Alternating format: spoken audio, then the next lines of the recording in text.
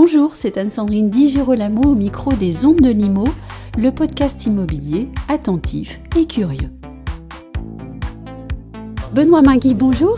Bonjour. Vous êtes directeur de la construction chez Nexity. Au printemps dernier, Nexity et Saint-Gobain ont signé un partenariat pour développer ensemble la construction bas carbone, si je ne me trompe pas, pour les marchés du logement et du bureau. Tout à fait. Nous sommes ensemble ici au CIPCA pour évoquer aujourd'hui les partenariats verts bas carbone entre Nexity et Saint-Gobain. Saint-Gobain a développé le verre avec la plus faible empreinte carbone du marché. Et donc j'aimerais savoir comment est-ce que vous allez travailler ensemble, sur quel type de projet et puis aussi avec quels objectifs. Tout d'abord, on a fait des partenariats dans le cadre de notre ambition de construction bas carbone abordable. On s'est dit qu'il fallait se rapprocher des industriels pour travailler sur les nouvelles solutions sur le bas carbone abordable. Saint-Gobain est le leader dans les matériaux de construction. Donc on s'est dit naturellement, vu sa stratégie de construction légère, qu'on avait un alignement de nos intérêts et de nos ambitions. Et sa force sur la recherche aussi. Exactement, donc une énorme R&D qui peut, on s'est dit, ça peut nous profiter également pour mettre en place des solutions qui sont complètement performantes et adaptées. Et depuis le mois de mai, donc on a annoncé ce partenariat, on est sur l'identification de tous les leviers qu'on va pouvoir activer et la mise en œuvre pratique de ces leviers, puisque notre objectif c'est vraiment de déployer, d'avoir de l'impact. Et donc dans ces leviers, il y a le verre bas carbone de Saint-Gobain, donc qu'ils ont développé et qu'on va mettre en place sur le carré Invalides, donc qui est notre premier projet sur lequel on le met en place, l'ancien siège de la région Île-de-France. Et donc on va faire la façade en verre de carré Invalides, en verre zéro carbone de Saint-Gobain. D'ailleurs, projet assez monumental. Oui, énorme. Oui. Voilà. Avec une vraie vision aussi. Exactement. Sur le bâtiment tel qu'il doit être désormais et tel que les utilisateurs l'attendent. Alors, tout à fait, c'est un bâtiment, donc c'est un exemple aussi de notre savoir-faire bas carbone, puisque c'est de la reconversion de site. On garde la structure. La structure, c'est quand même quelque chose qui émet beaucoup de carbone quand on fait du bâtiment neuf.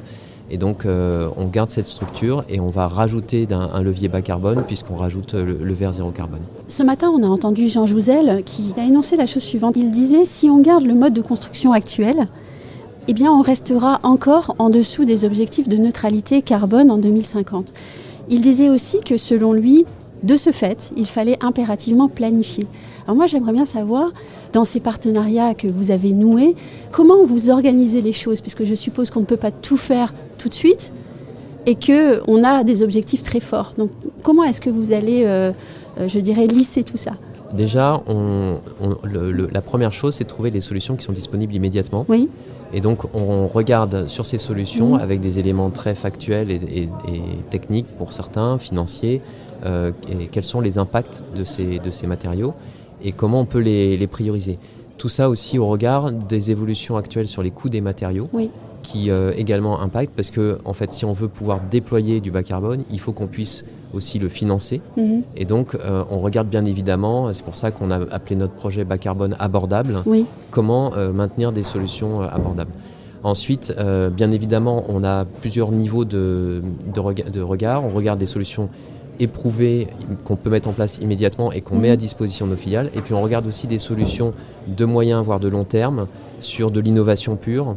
Et donc, voilà, c'est là où on est en avance. On est sur des solutions aussi, que ça soit du matériau ou du concept, c'est-à-dire qu'on développe un concept e-wood, où là, on a vraiment mis des plans types, toute une trame de bâtiments en bois qui nous permet d'avoir du clé en main quelque part pour nos filiales.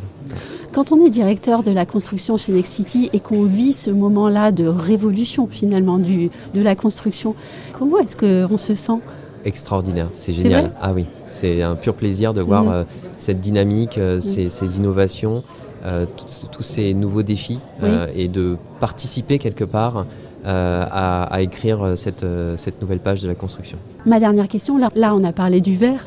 Quels sont les autres partenariats que vous avez noués avec les industriels ? Alors justement, effectivement, on a sur le bois un partenariat avec Pifto Bois, qui est un gros industriel français, qui fait de la transformation du bois.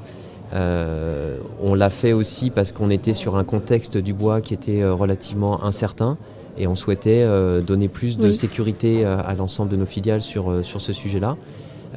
puisqu'on a identifié que c'était un levier important. Oui. Après, on a le béton bas carbone, puisque effectivement, c'est un élément, le béton, qui est, sur lequel Nexity travaille pour réduire son intensité carbone. Et puis là, on s'apprête effectivement à annoncer des partenariats sur les pompes à chaleur. Alors la pompe à chaleur, c'est un énorme levier de décarbonation par rapport au chauffage au gaz. C'est un levier qui réduit, qui prend la chaleur de l'air, donc qui va réduire finalement les besoins en énergie, qui prend pour les besoins résiduels de l'électricité, qui est très décarbonée en France, et qui va en plus protéger le portefeuille de nos clients, puisqu'ils vont faire des économies d'énergie.